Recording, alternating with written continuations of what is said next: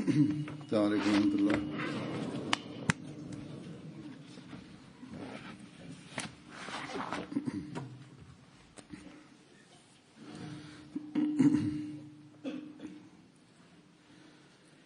أشهد أن لا إله إلا الله وحده لا شريك له وأشهد أن محمدا عبده ورسوله أما بعد فأعوذ بالله من الشيطان الرجيم بسم الله الرحمن الرحيم الحمد لله رب العالمين الرحمن الرحيم مالك يوم الدين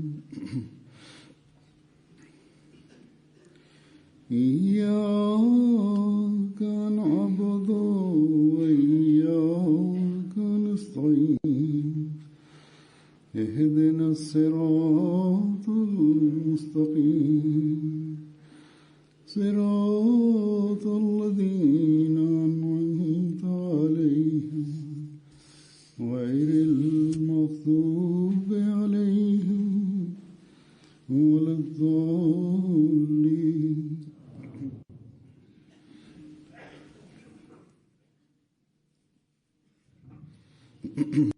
Bismillahirrahmanirrahim. Huzur kaže,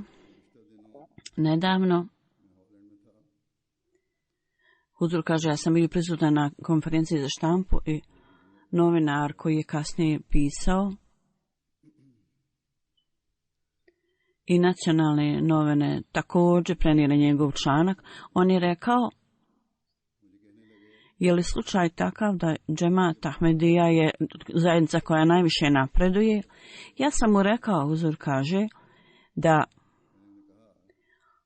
ako gledaš na to kao univerzalni džemat, onda sigurno je džemat Ahmedija onaj koji pravi najviše napretka u cijelom svijetu. To je zajednica koja najviše napreduje u svijetu.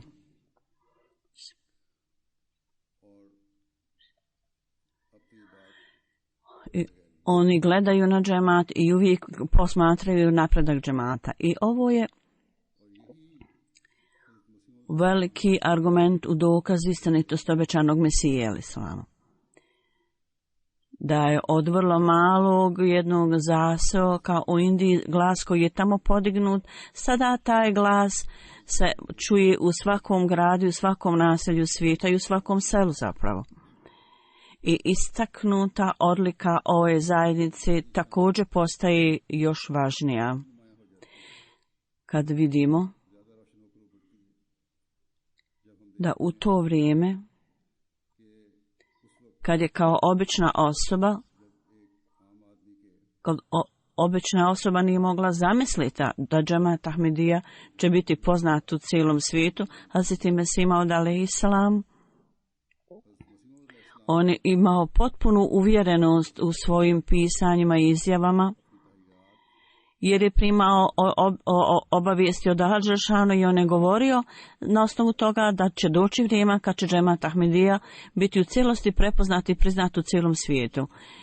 I širenje džemata će postati znak sam po sebi i potpora Allahova će također biti znak u potporu njegove istinitosti. Jednom prilikom on je rekao da Allah dželešanu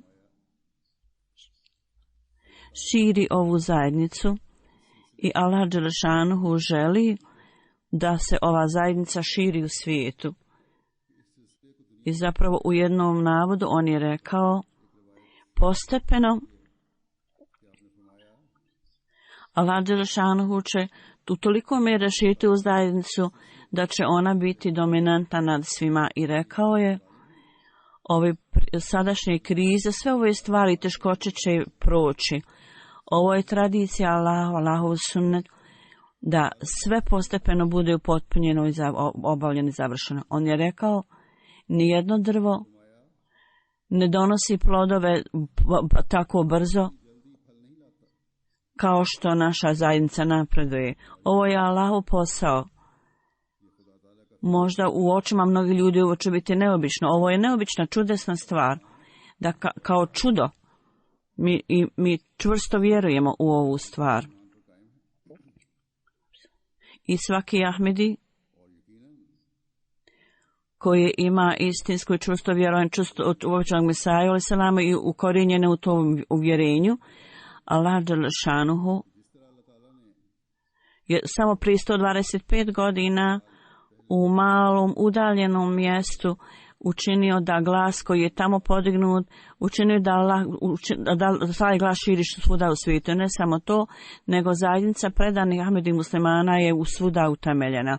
Oni koji su u svojoj odanosti i vjernosti obećanom Mesiju alejhi selam nastoji da nadmaše jedan drugog, u tome je Allah dželešanu Allahovom milošću i njegovu milost on ispunjava ovu njegovu tvrdnju, što je, kad je rekao sve će kušnje biti proći i tvoja zajednica će biti iznad drugih. Sada mi prolazimo kroz ovaj period kad se ova zajednica širi svuda u svijetu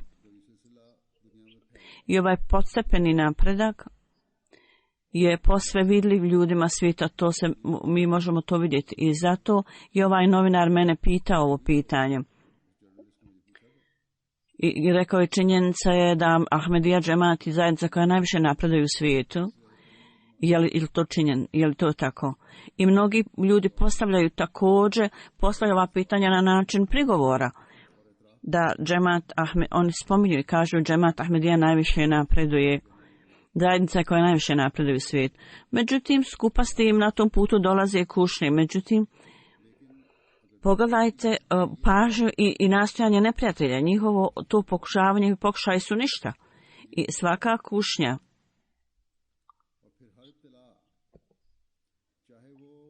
bilo da je to zbog Ahmedijata ili to lični napad na Ahmedi muslimane ili nekim slučajima da cijela zajednica prolazi kroz kušnju i teškoću, svaka kušnja više nego ikada prije donosi sa sobom manifestaciju Božje pomoći i potpore.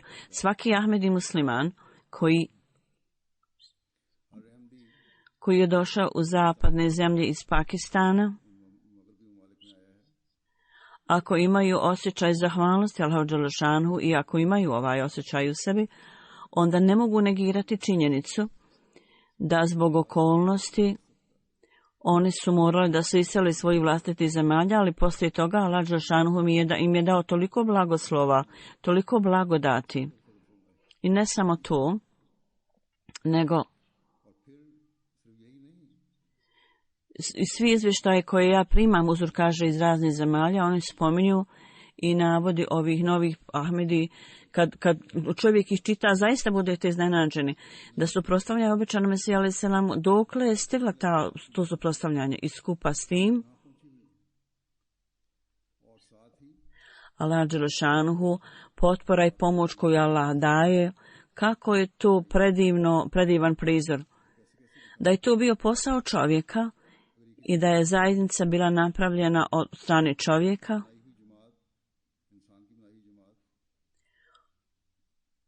ona bi davno nastala.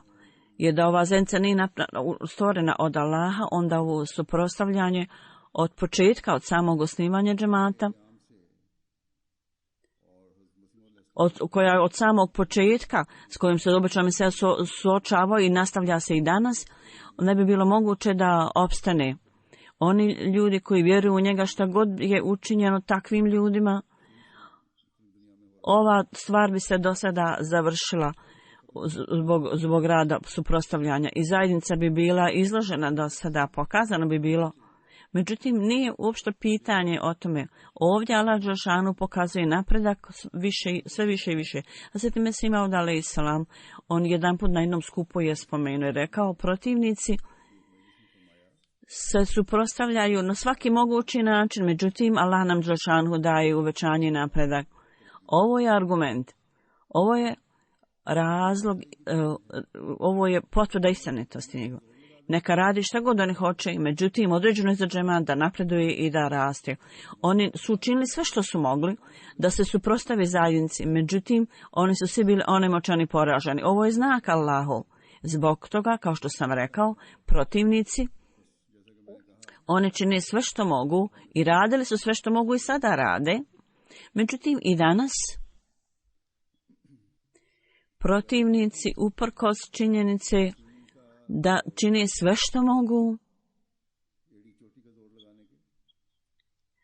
i sva takozvana ulema čine sve što mogu protiv nas, čak suprotstavljanje vlada, čak se vlade suprotstavljaju i čine napore da se suprotstavljaju džematu. Međutim, izjava Bećama Sela i Selama se obistinjuje da protivnici će biti onemoćani, poraženi. Ovo je Allahov znak.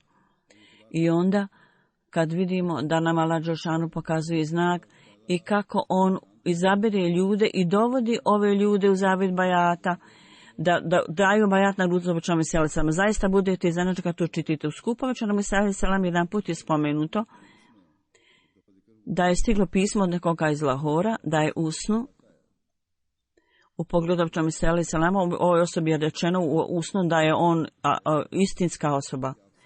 I predanost ove osobe,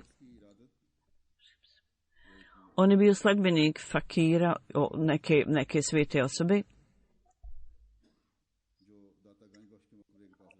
I taj čovjek je spomenuo tom svom fakiru, toj pobožnoj osobi kojeg je slijedio, i rekao je, Mirza sahib, njegov napredak, koji već dugo vremena se pokazuje, to je dokaz njegove istinitosti, njegovog položaja.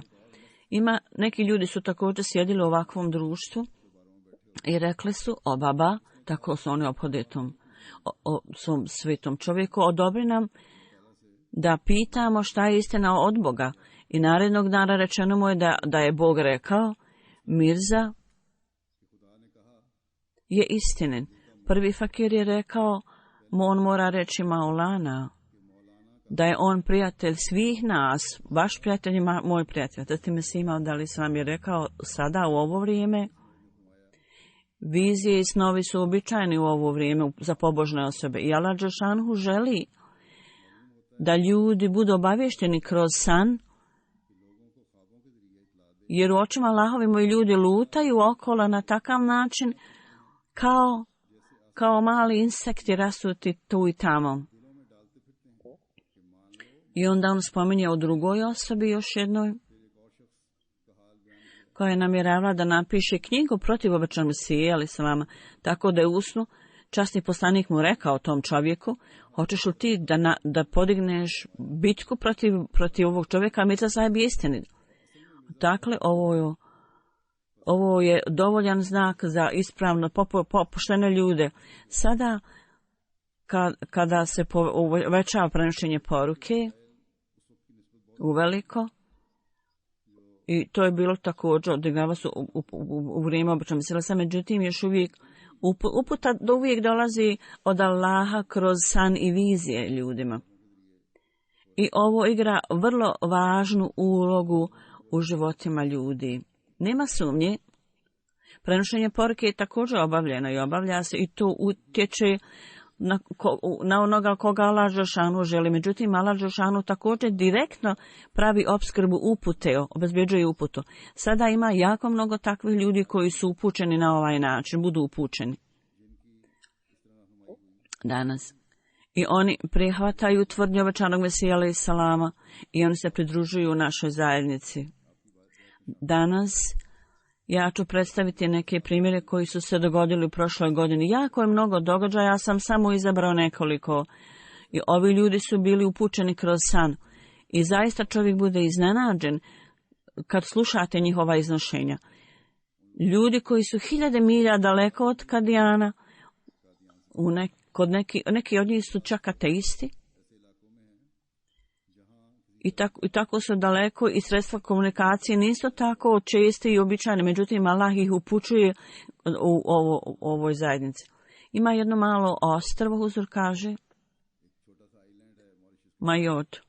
Jedan misionar je tamo otišao, ovo ostrvo je blizu Mauricijusa.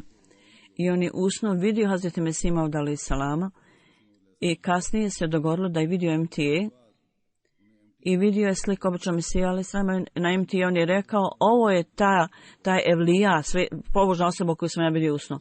Tako da je bio uvjeren da je Ahmedijet predstavlja istinski islam, kao što mu je rečeno. I on je dao zavid bajata i pridružio se džemat. Slično tome, u Konakri, ovo je još jedna zemlja jako daleko u Africi.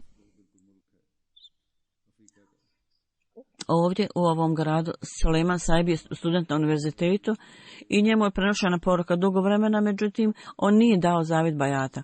Međutim on je došao i rekao, ja sam sada zadovoljan i ja želim da dam zavid bajata.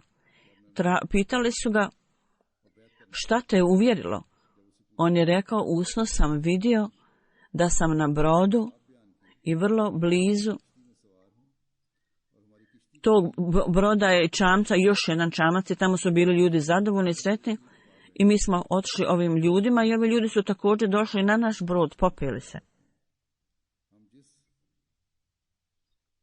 I okrugli stol oko kojeg smo sjedili bio imam Mahdi i on je usno vidio da je zdjela puna mlijeka, zatim je Mesih Maud alejhi selam.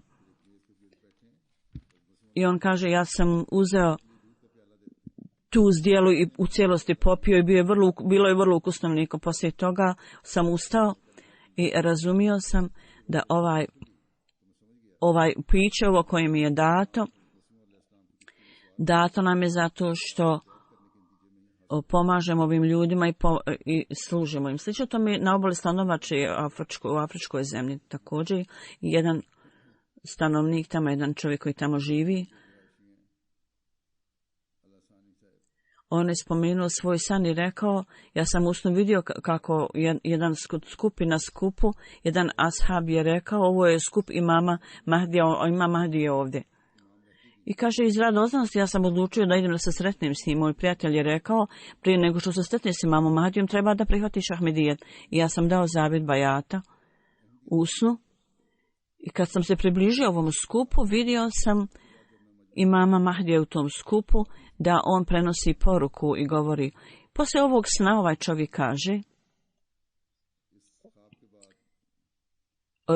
ja želim odmah da dam zavid bajate, primio je Ahmedijet, pridružio se zajednici. Onda iz Indije, u Karali,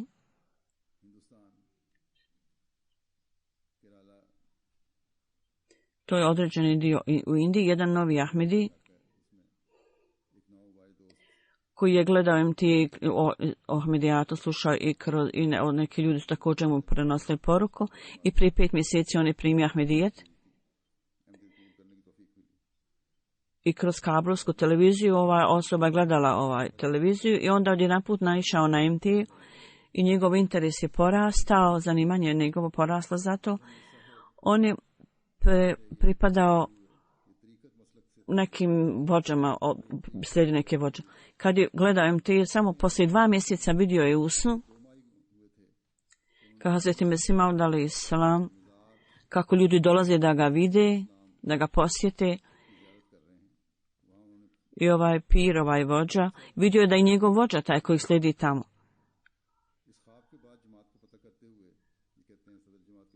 I ova poruka je otišla do njegov predsjednika i on je rekao treba da malo više proučavamo i njihovoj oblasti su također malo više proučavali. On je otišao u Kadijan i dao zavid bajata tamo.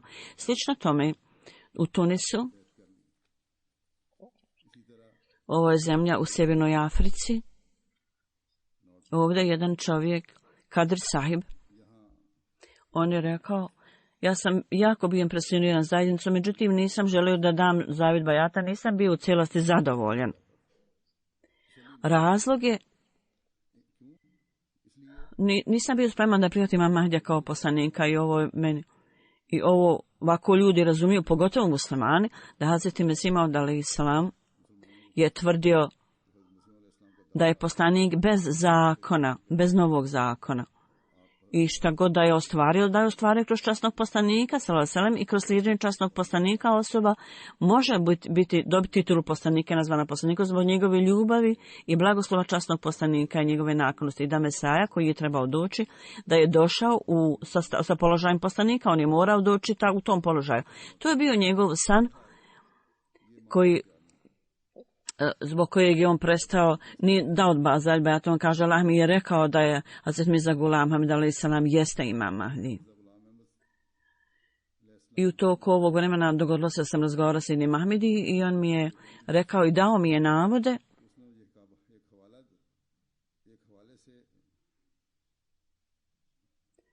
da ovi ljudi koji uprkos što ga vide ne daju zavid bajata, oni će umrijeti smrću neznanja. To me jako impresioniralo i ja sam tu noć vidio u snu da kako učim časni Kur'an i stao sam na mjesto gdje je napisano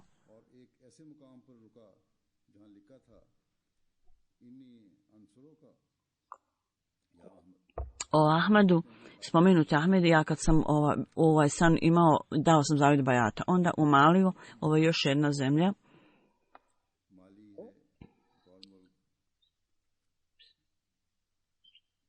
misionar tamo kaže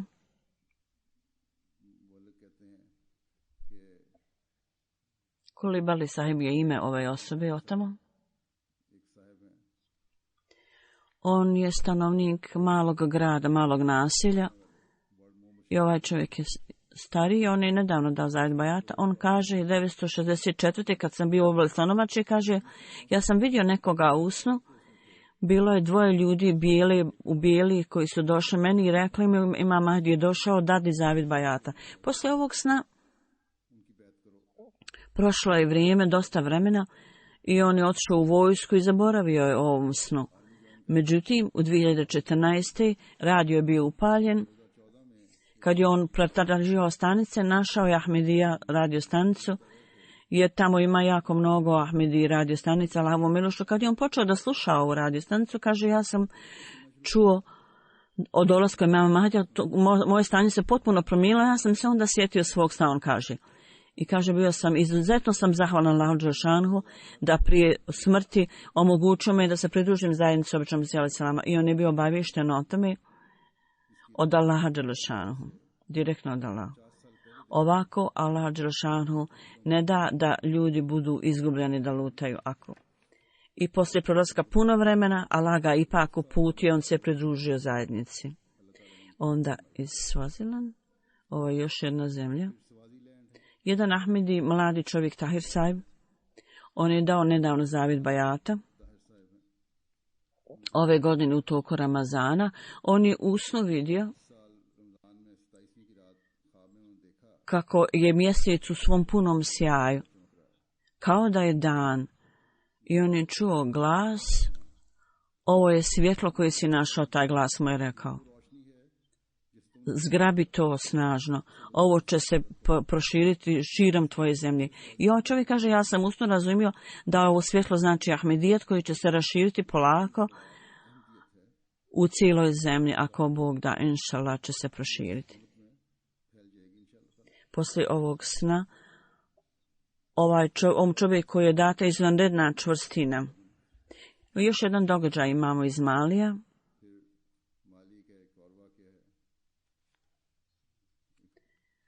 Sejd Sahib po imenu, jedan stariji čovjek, međutim u pogledu Ahmedijata, on je želio da bude zadovoljan, da ima sve informacije koje treba za tu svrhu. On je 40 noći se povukao i činio dove. Prve noći je vidio Hazreti Mesih Maud alejhi selama i također vidio mene Hazret Halifatul Mesih petog. I kaže, obojica su došli mojoj kući, usno je tako vidio. I kaže, odveli me sa sobom na nebo. Poslije ovog sna on je bio u cijelosti zadovoljen i prihvatio Ahmedijet. Ljudi misle da Afrikanci samo prihvataju Ahmedijet bez mnogo razumijevanja. Postoji radoznalost među ovim ljudima i oni slušaju i provjere, međutim oni nisu tvrdoglavi. I njihova priroda je pobožna i jednostavna i ponizna i zato Allah dželešanuhu njih upućuje. radi religije, oni imaju želju i ljubav. Vidite, ovaj čovjek je odlučio da se povuče 40 noći. Još jedna osoba iz Malija, jedan čovjek, Muhammed Sahib Sinđu.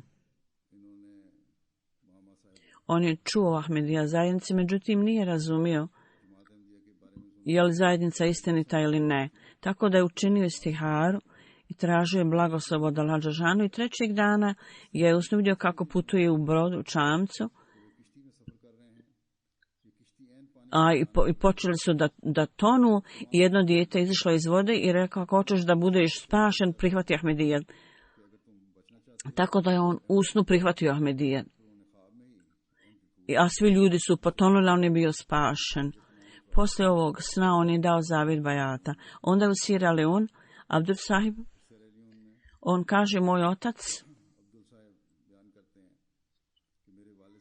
ima nekih ljudi koji su daleko od religije, međutim zbog dova roditelja ili nekih drugih koji su i dobrih djela koji su činili.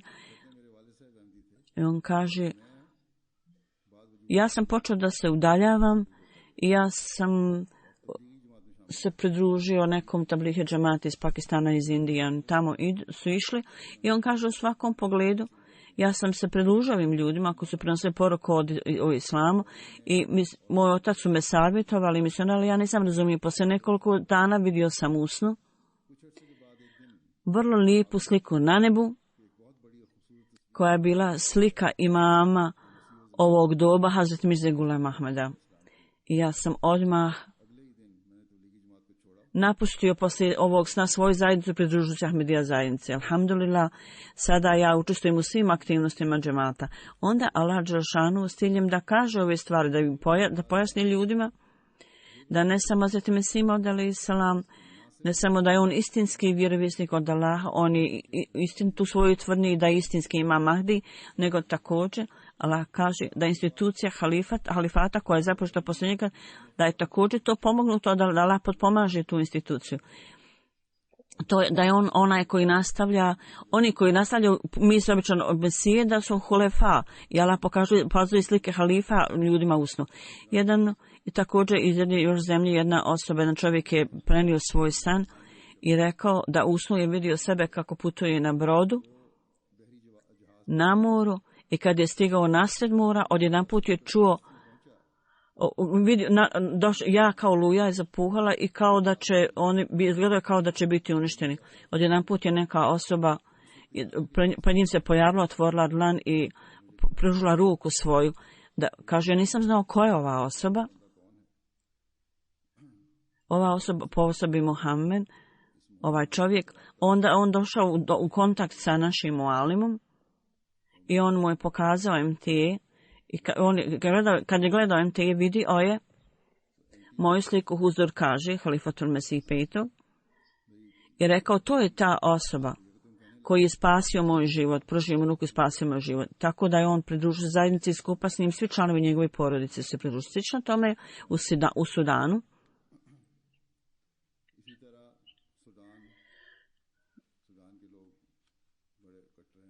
Ljudi u Sudanu su snažni u svojoj vjeri.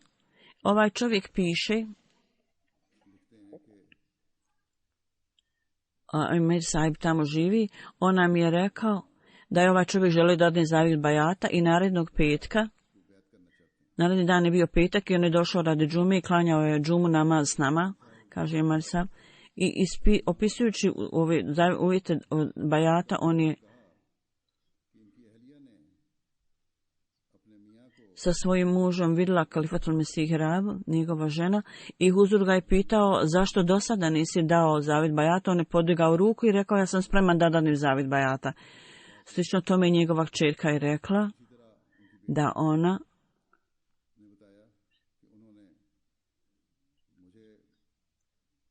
da je također i ona mene vidjela skupa sa Hazreti Omer, da je on razgovarao sa halifom. I poslije toga ovaj čovjek je bio uvjeren da je džemat Ahmedija zaista istinit. jer njegova žena je usno također vidjela drugog halifa, čerka trećeg halifa, tako da je on na taj način bio zaista uvjeren da je Ahmedijet istinit i institucija halifata je istinita. On je pripadao Sufi porodici i rečeno mu je da evlija, pobožna osoba, postoji koja vidi mnoge sne koji se obistine. I on je rekao, on je telefonirao ovom čovjeku, ovom vjerskom učenjaku koji je imao te, za kojeg je čuo da ima takve snove koji se ostinju, i pitao ga, ima Mahdi, jel kamo ovaj čovjek je rekao, jeste on je došao i umro je. I onda je ga ovaj čovjek pitao, peti halifa je sada na dužnosti, da li da treba da dam zavid bajata, on mu je rekao da treba da. Isti događaj se dogodio u toku vremena Čamisela i Salama, da su ljudi govorili skupa, da ljudi su pitali ovakve ljude i dobivali obavijesti, informacije o njih i bili upućeni. Ova osoba ovaj čovjek je također pisao, skoro isti događaj se dogodio u Čamisela i Salama kao ovom čovjeku. On je rekao da je njegova žena da konsultuje se sa njom i kaže, je li bolje da dam zavid bajata ili da se držim tvog puta. On je rekao, ako neko dane zavid bajata, on se nikoga ne boji osim Allaha dželle šanhu. Imam jedan događaj iz Benina, Huzur kaže, prije 1 godinu. Otamo Murabi Sahib piše, Mubalik. Jedan Nigerijac je došao zbog posla i kad je izašao radi posla, vidio je 2 džamije u tom predjelu i bio je zbunjen u koju džamiju da ide, da klanja namaz. Allah dželle šanhu upućuje ovdje ljude također na ovaj način i on je otišao u Ahmedi džamiju, a narednu džumu je došao u Ahmedija džamiju radi džume. I on kaže, ja sam počeo da okupljam informacije o obe džamije i ljudi u jednoj su kritikovali Ahmedi muslimane. Ja sam razmišljao što se tiče čistoće i stila Ahmedija džamije je mnogo bolja. Međutim, ovi ljudi kažu da su Ahmedi protiv islama i da vjeruju nekog drugog poslanika. Međutim, ja sam uputu istinsku i osjećao se više duhovno uzim u to Ahmedija džamiju. Onda sam molio Allahu time uputi i pomozi mi. Ja sam novi u ovoj oblasti i ja ne znam. Ako odem u Ahmedija džamiju, ja sam zadovoljan, međutim, ljudi kažu da su oni loši, da su kafiri. U drugu džamiju kad odem, ja nisam potpuno zadovoljan. Tako u ovom stanju, čovjek kaže, ja sam nastavio da molim Allaha kod kuće i klanjao sam kod kuće. Tako da je on napustio, nije išao ni jednu džamiju. I kaže, poslije 3-4 dana u snu ja sam vidio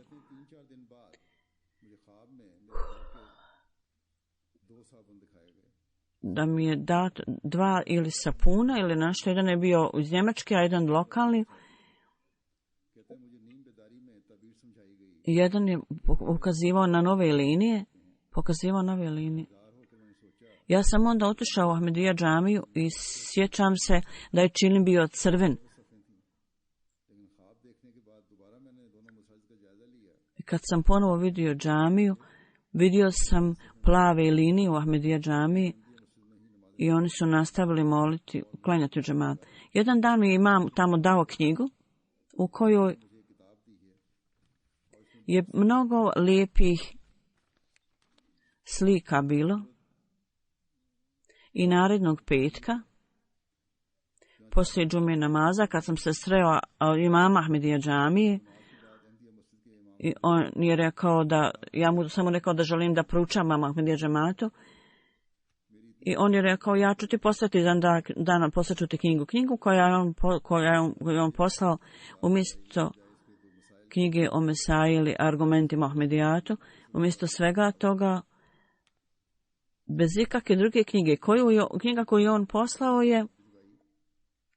je poruka mira. I kaže, na prvoj stranici je bilo ono što sam ja vidio u snu, slika koju sam vidio u snu, da se moja vjera uvećala, onda sam imao časni Kur'an. I časni Kur'an koji sam ja imao bio drugačiji koji sam vidio bio drugačiji od mog, i nekoliko dana francuski prijevod časnog Kur'ana i ono što sam ja vidio u snu slično, to je on usnu izgleda vidio, slično tako Allah dželešanohu me je uputio kao da me držao za ruku i odveo me na ispravan put. Rekao, kad sam jednog dana napola spavao, vidio sam da rečeno mi je da ima 10 naredbi i uputa koje treba da slijediš. Kad su mi pročitani ovi uvjeti, ja se ne sjećam, a čovjek kaže, ne sjećam se tačno, precizno, ali svaki predmet je ulazio pravo na moje srce. Poslije 3-4 dana ovaj čovjek kaže, ja sam počeo da razgovaram sa misionarom tamo i još uvijek nisam došao do te tačke, treba da dam zavjet bajata. Onda mu Rabi Sab mi je dao jedan papir, tamo je bilo 10 uvjeta za prihvatanje džemata i rekao je, pročitaj to, shvati, treba da to razumiješ i ako želiš da iznađeš stvarnost, možeš pronaći. Kad sam pročitao ovih 10 uvjeta, onda sam divio se kako me Allah dželešanu uputio. I ja sam plakao i bio zahvaljivo se Allahu da me uputio. Poslije zavjet bajata ja svaki dan uživam se više i više što sam prihvatio zajednicu Ahmadija džemata. Iz Egipta jedna osoba tamo, on je rekao, 2004. ja sam usnu vidio Hazret Kalifatul Mesih IV. I ja sam tamo sjedio blizu, negdje okolin, i on je rekao, treba da istražuješ ovoj stvari, ako ne razumiješ stvari, istražuj. Ja u to vrijeme nisam njega vidio. Poslije 4 godine, kad sam ja vidio MTA i počeo da istražujem, i na ovaj način Allah dželešanohu me uputio na ispravan put. 1940. ja sam vidio usnu da sam ušao u džamiju koja je bila puna klanjača, Hazret Mesih Maud alejhi selam je bio tamo i on je gledao na mene i ja sam došao bliže njemu. Međutim, umjesto njemu bio je Hazret Kalifatul Mesih IV. Kao Hazret Ebu Bekr. I kad sam došao još bliže, onda uzmete Hazret Kalifatul Mesih prvog, zapravo vidio sam Hazret Kalifatul Mesih III. U momentu kad sam ga vidio, on je podržao ruke, ja sam pridružio njemu u namazu. I on je rekao, prihvatanje namaza i dove je u slijedženju obećanog Mesije i njegovih halifa. Ovi ljudi su sretni ljudi da prepoznaju istinu i budu upućeni. Oni su vrlo sretni ljudi. Pogledajte na stanje njihovog srca. Allah dželešanohu upućuje ove ljude. Posve je očito iz snova nekih ljudi da je njihova uputa tako jasna da čovjek bude iznenađen kad to vidi, pročita. O ljudi koji sebe posmatraju da su učenjaci religije, oni su potpuno lišeni ove upute od Allah dželešanohu. Jedan put Hazret Mesih Maud alejhi selam sjedio na jednom mjestu, Hazret Mesih Maud alejhi selam, jedan novi Ahmedi je tamo sjedio i Mesih Maud,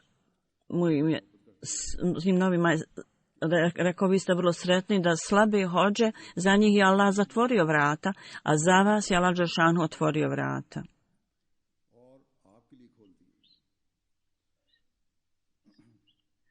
Ovo je velika naklonost i blagoslov Allah dželešanohu. Svi vi ljudi koji ste članovi džemata i koji sedite ovdje i koji se raširili svuda širom svijeta, velika je Allahova blagodat i blagoslov na vama. Jer vas je Allah dželešanohu osposobio da primite Ahmedijet. I kao što sam stalno, mnogo puta i stalno spominjem, mi treba da uvijek pamtimo ovu naklonost i blagoslov Allahu cijelo vrijeme. Uvijek. I trebamo biti izuzetno zahvalni Allahu za tu blagodat.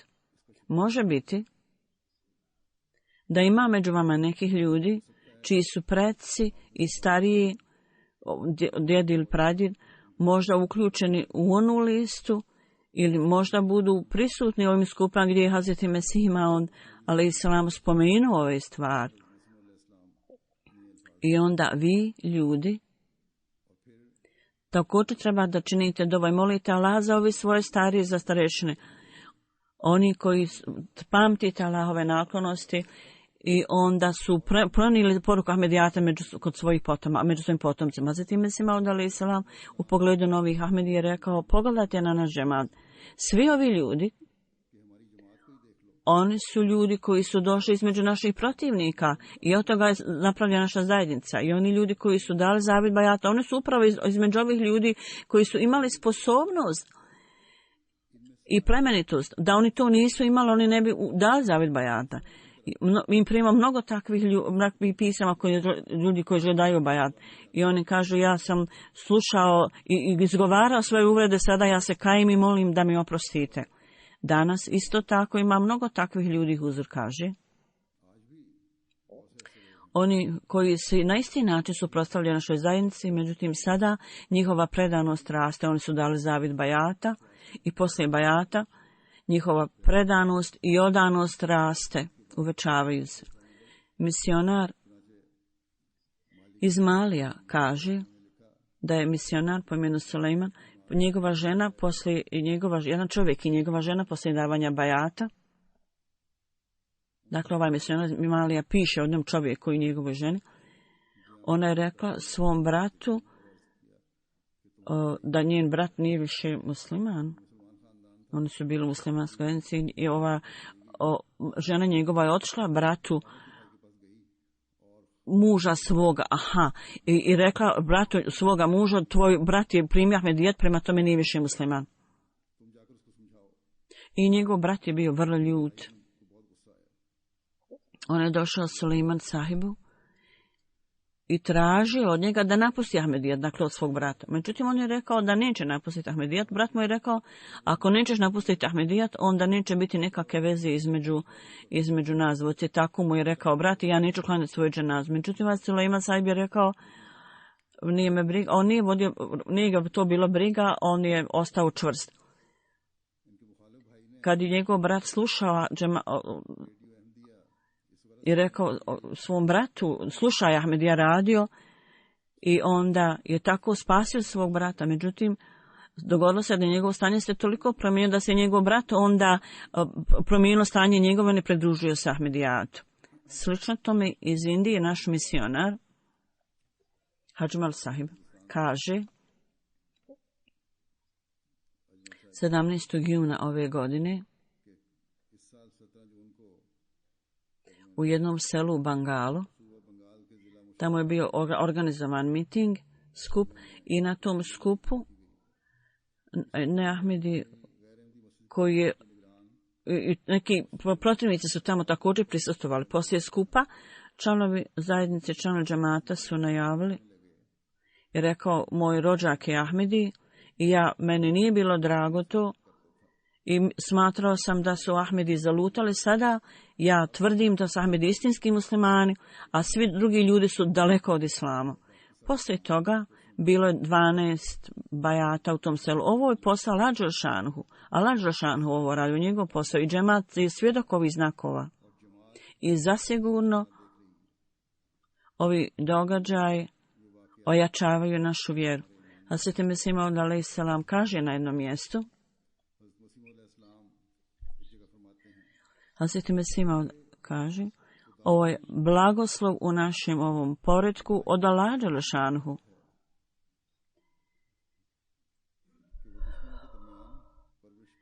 Iako se protivnici uvećavaju svoje suprotstavljanje i stalno je suprotstavljanje, i oni uvećavaju se i pojačavaju, oni rade sve što mogu. Oni su nas uveli u sudski proces, podnijeli sudski proces u ubijstvo, međutim, Allahova pomoć je uz nas i oni ne možu ništa tu reći. Ja vam zaista uistinu kažem, ovaj poredak je od Boga, da je ovo bio rezultat ljudskog planiranja, svi ljudski napori i sve što su radili, do sad bi bilo uništeno.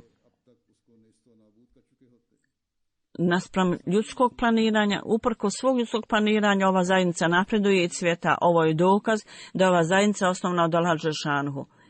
I što više stvorite razumijevanja, vaše srce će postati svjetlije.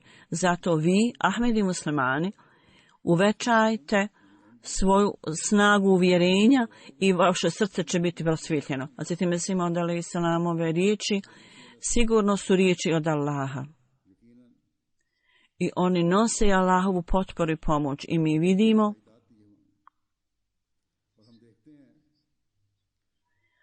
ovo suprotstavljanje stalno se raste od strane protivnika. Kao što je Al-Džandu spomenuo, s ciljem da osvijetli te srca, neophodno je da uvećate svoju vjeru i da ojačate svoju vjeru. Zbog toga svaki od nas treba da procijenite sebe i da u detalje posmatrate sebe i samokritično. Da li naše uvjerenje raste, jesu li naša srca prosvjetljena, je li naša veza sa vjerom uvećava se i ojačava, da li postupamo prema islamskim učenjima, u našem duhovnom i praktičnim duhovnim pokazivanju uvećavamo li se u tome, rastemo li u tome, napredujemo u tome. Mnogi pišu da oni ljudi koji prihvate Ahmedija, da poslije primanja Ahmedijata, kažu naše duhovno stanje se jako pojačalo, popravo.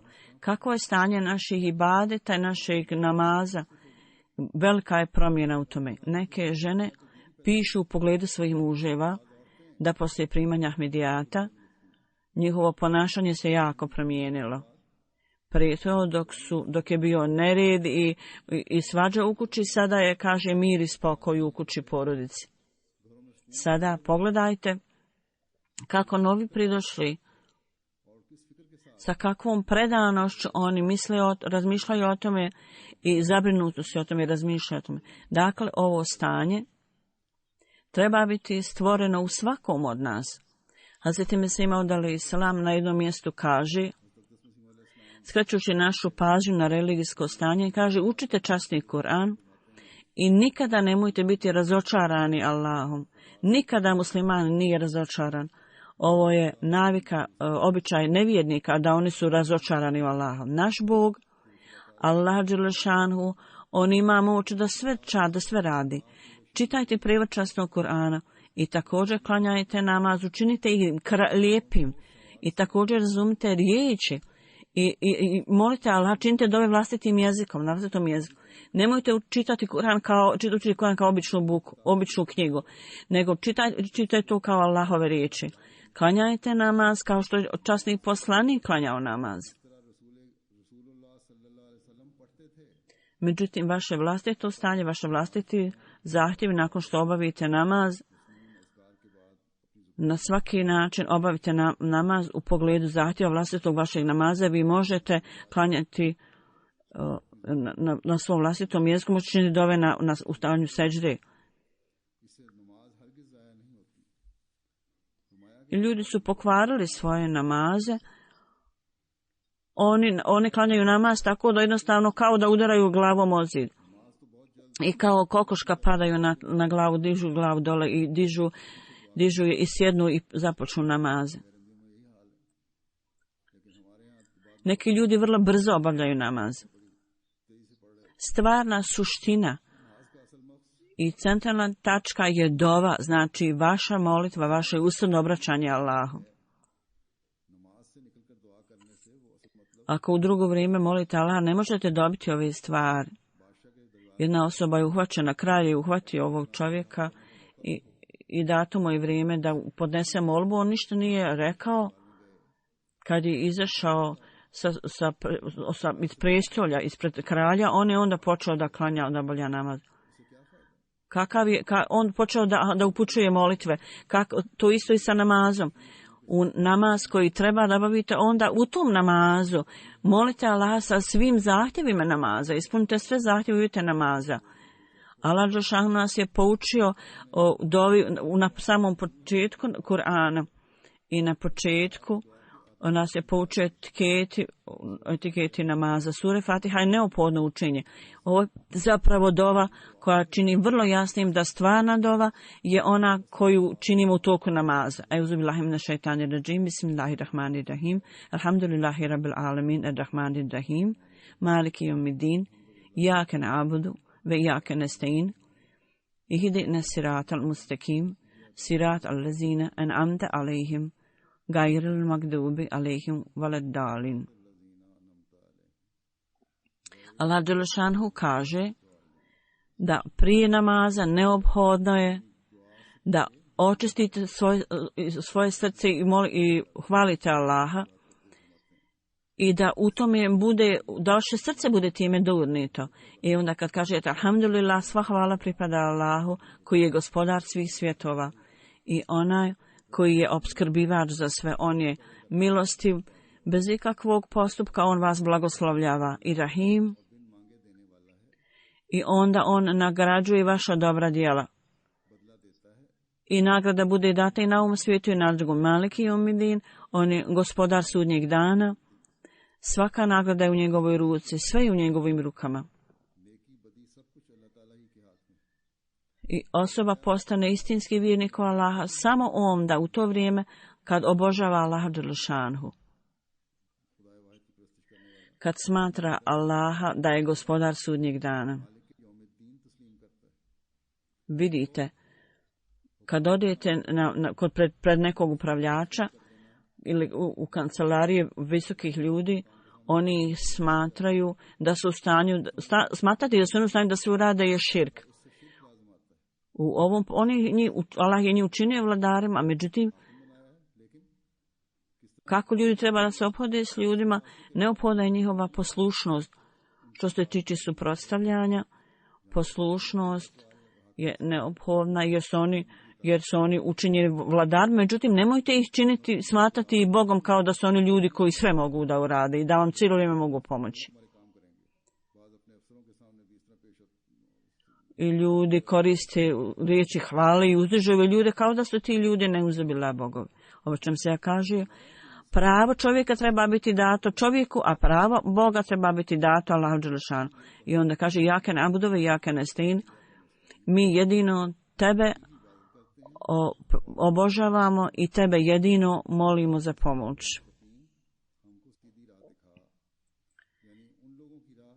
I da nas uputiš na put onih ljudi kojima si dao svoje blagodati i ovo je put onih ljudi koji su ispravni, to su poslanici i ispravni bogobojazni ljudi, istinoljubivi ljudi, istiniti i šehidi.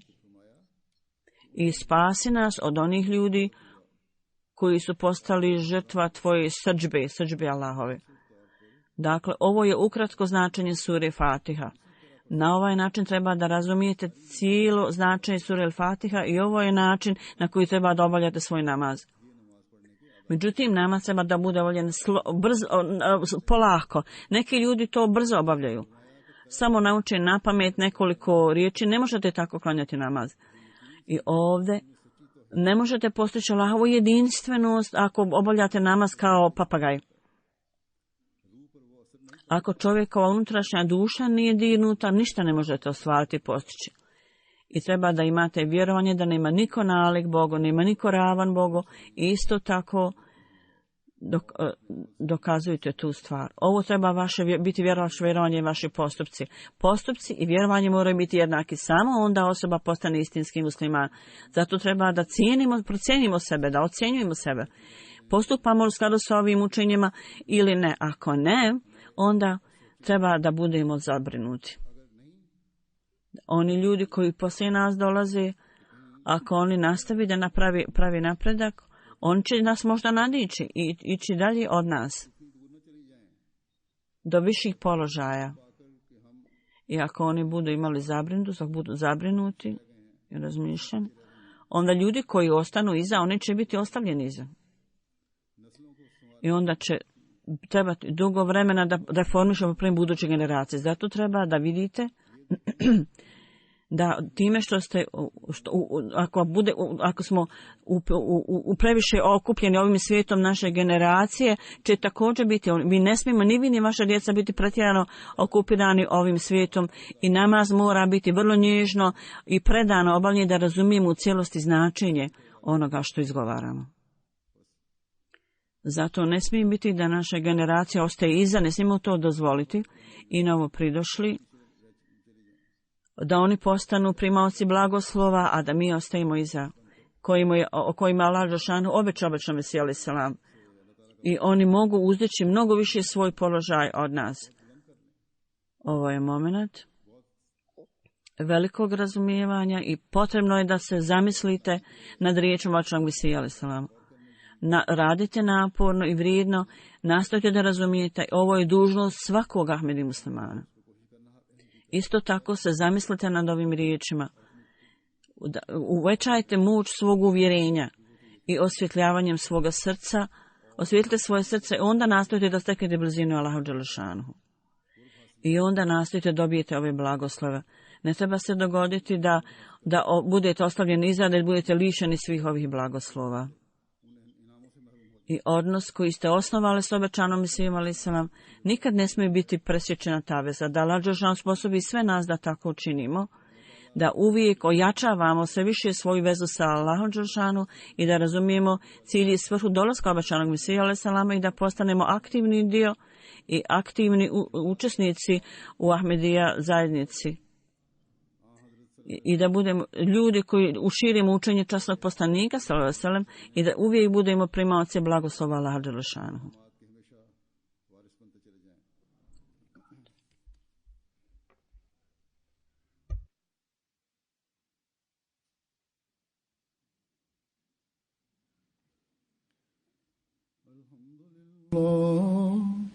Alhamdulillah, nahmaduhu wa nasta'inuhu wa nastaghfiruhu wa nu'minu bihi wa natawakkalu alayhi wa na'udzu billahi min shururi anfusina wa min sayyiati a'malina. من يهده الله فلا مضل له ومن يضلله فلا هادي له ونشهد أن لا إله إلا الله ونشهد أن محمدا عبده ورسوله. عباد الله رحمكم الله إن الله يأمر بالعدل والإحسان وإيتاء ذي القربى وينهى عن الفحشاء والمنكر والبغي يعظكم لعلكم تذكرون. اذكروا الله يذكركم وادعوه يستجب لكم ولذكر الله